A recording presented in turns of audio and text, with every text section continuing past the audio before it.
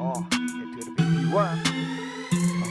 ให้กูด่าเด็กน้อยกับพวกเคยบ่อยทิมลังขึ้นมาใหม่กูอาจจะใช้คำหยาบเพื่อใช้คำราบเด็กน้อยกำลังใหญ่เด็กน้อยยิงบีแถวบ้านชุดยามาเก่งอย่ามาขึ้นสนามทั้งที่ทุกคนกับหัวพวกเฮนี่มันกอบรามชิเอาจึงเดสุกกับว่าวมาทั้งที่ทุกคนกับหูมันก็บ่ได้ติดหรือไปยองหัวไผ่มากระตุกแล้วก็มาดุกดิกอย่ามาสุกซิกกูด่าทั้งคนพวกก็จะสวีทเลยว่าเฮียเราแลบยังบ่หูไวไฟกูด่าคือควายอย่ามาโง่อย่ามาจ้าเอาพวกเฮียมาให้กูฆ่ากับเบิดเท่านั้นแหละเฮจากสู่ชีดินที่อยากสุดท้ายสู่ก็ตายอยู่ดีสู่บอที่ตายยอมรับแต่ว่าสุดท้ายย้อนนายเฮสามคนรวมกันเข้ามาสุดท้ายบ่ตายดีอย่ามาเบิ่งธรรมชาติมันขออนุญาตให้กูเตะเข้าซบเบอร์ถึงแม้ฮอปสไตล์สุดตายหรือบ่ตายหรือมันได้ก็สร้างแม่งเด้อเห็นไพ่กระเป๋าลิสเอาน้ำปลาเพื่อนคนหน้าซบจู่สู่ทางงานบอกเลยหน้าสุโคตรตนเลยตอนกูเห็นสู่มาขอเศษทานน่ะนะ what the fuck เนี่ย Spit Rhymes TV เอ้ยให้กูแรปกับพวกกระจอกว่ะนี่ตั้งแต่แชมป์ก็ของสแวกว่าละเอ้ยเปิดราวแรปกันเลยแบบบนหน้านับถือสัตว์เอ้ยเด็กน้อยบอกเราพวกดีที่ใส่แต่คำหยาบบอกว่าโตเป็นราชสีแต่ใช้คำถอยๆให้พวกกากาสิ่งเด็กใต้เจนครสัสมิงลาวแรปยังโบอาจปราบเจอแรปเปิดให้บอมน้ำตัวเมนให้กูได้นี่โคตรซาปาก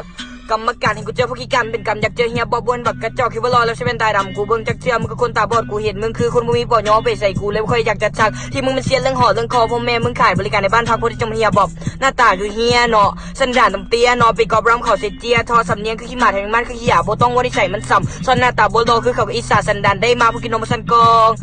สติมมึงรับซาแต่เจ็บคอกลัวมึงมันยังบ่เด็ดพอสองคนจะสวีทซาลาซีนให้เขาห้อมานี่คือซีภูมิใจเป็นอย่างต้องเฮ็ดคือตาตีบคิดว่ารอคือเกาหลีอีกเดี๋ยวก็คือซีที่เกาหลีจีบหน้าต่างมาบ่เด็กสาวๆเขาบ่จีบเฮียบอกเราแล้วสตีฟกระจอกเห็นสแวกเขายังคุกเขาเฮ็ดคือว่าเดือดพวกเขาไฟประตูเป็นแมวหมาน้อยก็ยังได้แต่เฮาใช่บักได้ขี้คานทีบคนฟังฮู้จักสแวกว่าทุกเวทีกูมาซิงเอาเงินล้านกีบแล้วก็มาเอาแชมป์สวิตรามทีวีซึ่งสุดลงเวทีพร้อม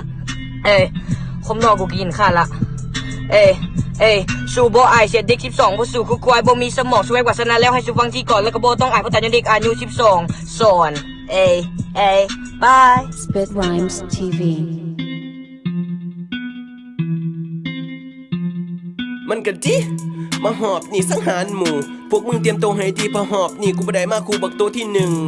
มึงซื้อสแวกหรือสวะกันใส่ภาษายังบอกเข้าใจฮัดรัวมาใหม่เห็นมันถึงจังหวัดสแวกว่ากูสิบอกให้ฮู้กูบ่ได้มาหมู่กูบ่ได้มากูแต่กูมาคนเดียวเทศแม่มึงเสียจนนี้เป็นน้องกูบ่ได้มาสองเทศมึงใส่ยองเด็กหน่อยจองห้องต้องใส่ตีนซ้อนอยากตายแบบใดเดี๋ยวกูตอบสนองรัวได้สำนียังมาคิดลองของ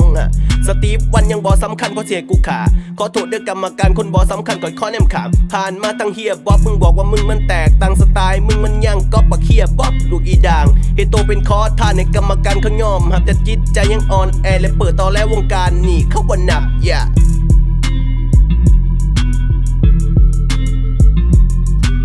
ฮัลโหลคำพานฮัลโหล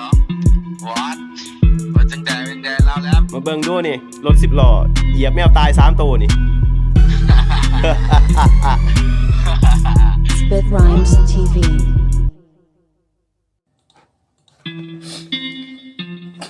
Yeah Speed Ram Final รามกูโคตรจะแบกทิ้งกูพร้อมจะแบกว่าสุดท้ายกูจะยิงกะโหลกให้พวกกระโปกมันแตกส่วนติ่งกูพร้อมแจกสกิลหมู่เลยแหกหมายเลข1มันต้องเป็นของกูมันก็สู่เลยบอได้แดกคือ4โบแปลกใจถ้าหอบนี่กูเก็บ3ซบขอโทษด้วยที่กูเฮ็ดให้สุบ่ได้ที่1เป็นมรดกเด้อพวกกบฏ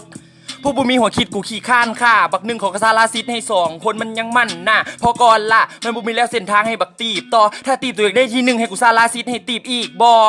ฮะแล้วก็ยามันหน้าเลยว่าตีบรอไปขึ้นอยู่ว่างเวียงถามแน่ได้บอตีบได้ดอกจันจักโซ